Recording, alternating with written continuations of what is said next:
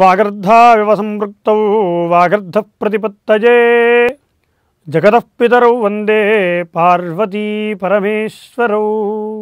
అందరికీ నమస్కారం. Leo devotional ప్రేక్షకులందరికీ కూడా స్వాగతం, సుస్వాగతం. ఇప్పుడు తెలుసుకోబోయేటువంటి అంశం ఏమిటంటే, ఏ దిక్కున యజమాని కూర్చుంటే యోగ్యము, ఇంట్లో ఏ దిక్కున ద్వారము, ప్రధాన ద్వారములు ఉంటే యోగ్యము అనే అంశంపై ఇప్పుడు మనం తెలుసుకుందాం. ప్రధానంగా తూర్పు, ఉత్తరము ఈ రెండు ప్రాంతాలు కూడా యోగ్యమైనటువంటివి. పశ్చిమం కూడా మధ్యమైనటువంటి స్థానములలో పశ్చిమం, దక్షిణం అథమం. ఇలా ఏదైనా సరే ప్రధాన దిక్కులకు ప్రధాన ద్వారములు ఉండేట్టుగా చూసుకోవాలి. దక్షిణము అథమం కాబట్టి దక్షిణ ద్వారము యజమాని యొక్క నాశనం కలగజేస్తుంది. దక్షిణము ముఖద్వారములు ఉండకూడదు, అది అయోగ్యమైనటువంటి దిశ. రెండవది పశ్చిమం. పశ్చిమము మధ్యస్థం కలిగినటువంటిది.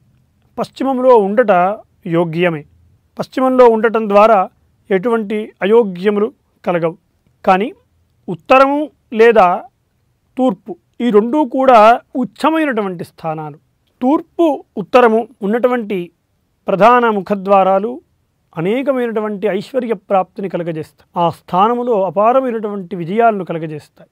కానీ ఇంకా అనేకమైనటువంటి స్థల ప్రభావాలు కానీ, మనం హెచ్చుతగ్గులు లేకుండా సమానంగా ఉండేటువంటి నేలను చూసుకోవటం, ఇంకా అనేకమైనటువంటి వాస్తువులో అనేకమైనటువంటి నిబంధనలు మన ఇల్లు కట్టుకునేదానికి చెప్పబడ్డాయి.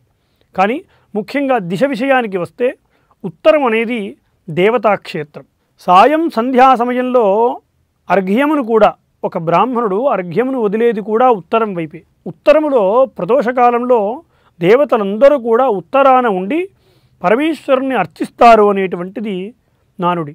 అంత గొప్పది ఉత్తరమైనటువంటి క్షేత్రం.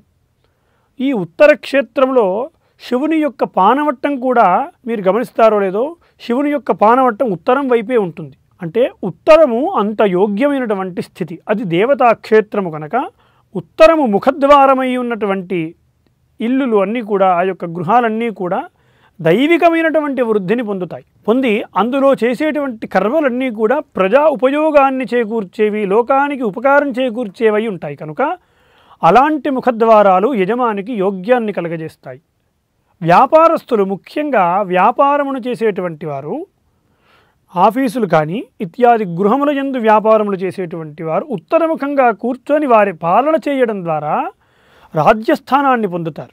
ఉత్తరముఖంగా అంటే కూర్చోవడం, ఎక్కడ కూర్చోవాలి అనేటువంటిది కూడా చాలామందికి సంశయం వస్తుంది. నైరుతి యజమాని యొక్క స్థానం. నైరుతిలో కూర్చొని ఉత్తరముఖంగా చూసుకుంటూ తన యొక్క కార్యకలాపాలు చేయాలి. ఇలా చేయడం ద్వారా అది ఉత్తరముఖమై ఉన్నటువంటి గృహమైతే మరింత ఉపకారాన్ని ఈ యొక్క యజమానికి కలగజేస్తాయి. అనేకమైనటువంటి ఐశ్వర్య ప్రాప్తిని ప్రసాదిస్తుంది ఆ దిశ.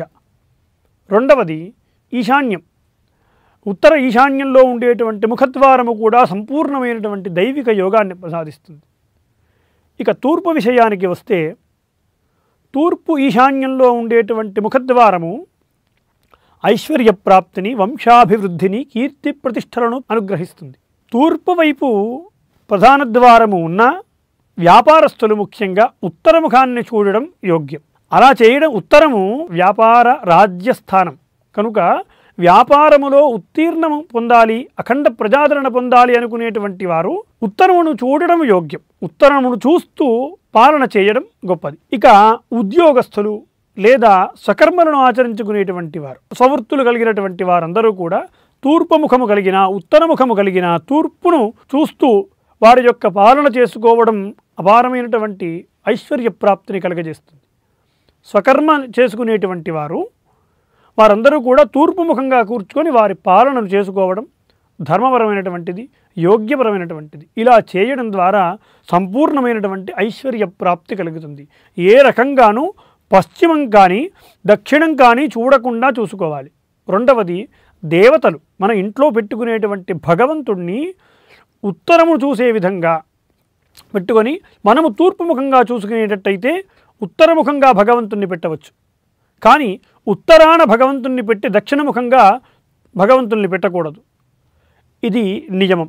రెండవది తూర్పు ప్రధానముగా తూర్పుకి మనము చూసేట్టుగా ఉండాలి. తూర్పు నుంచి భగవంతుడు పశ్చిమానికి చూస్తూ మనము తూర్పుకు చూసుకునేటట్టుగా ఇంట్లో దేవతాక్షేత్రం నిర్మాణమై ఉండాలి. అలా ఆగ్నేయ ప్రారంభం నుండి